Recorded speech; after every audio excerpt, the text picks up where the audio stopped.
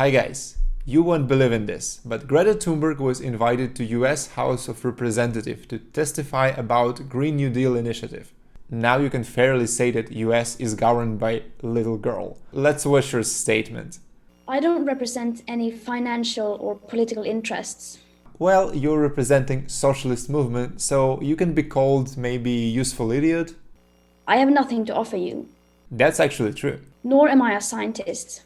Well, you're an educated little girl with some mental issues like OCD.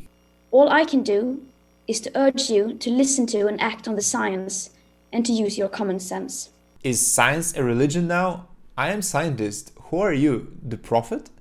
And I'm not even going to explain why we need to make real drastic changes and dramatically lower our emissions in line with the overall current best available science. This is right, because left never actually use any reasoning. You just have to obey the wishes of the prophet. And the simple fact, an uncomfortable fact, is that if we are to live up to our promises and commitments in the Paris Agreement, we have to end fossil fuel subsidies, stop new exploration and extraction, completely divest from fossil fuels, and keep the carbon in the ground.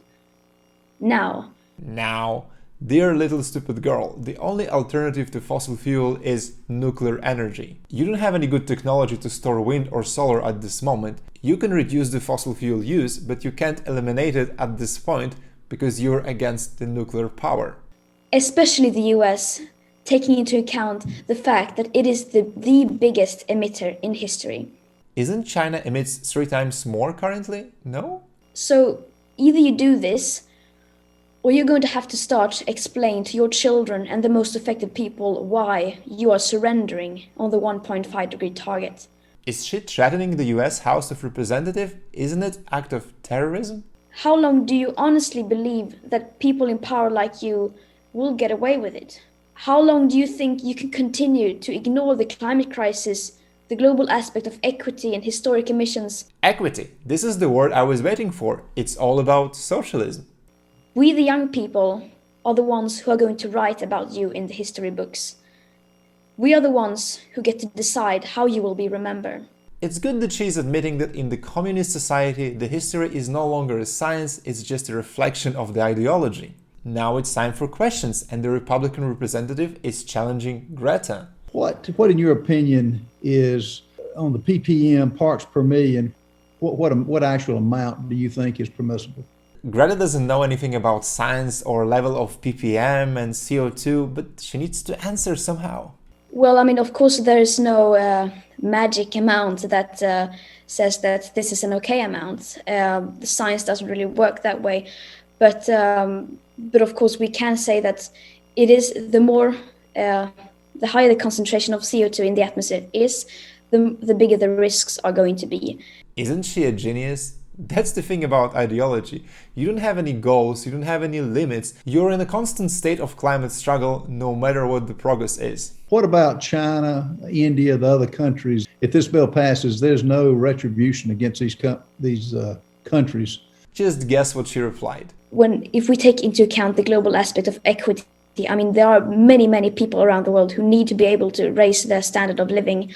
And if we who live in high-income countries aren't able to take a few steps back in order to let other people raise their living standard, then, I mean, that just doesn't make any sense.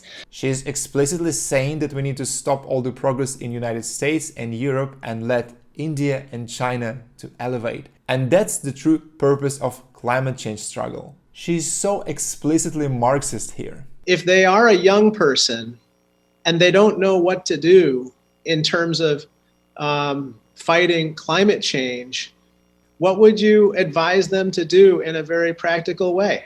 Thank you for a question. Well, first of all, I would say that it is not up to them to do the work. They are not the ones who are the ones who have contributed to this crisis the most, and the responsibility doesn't fall on their shoulders.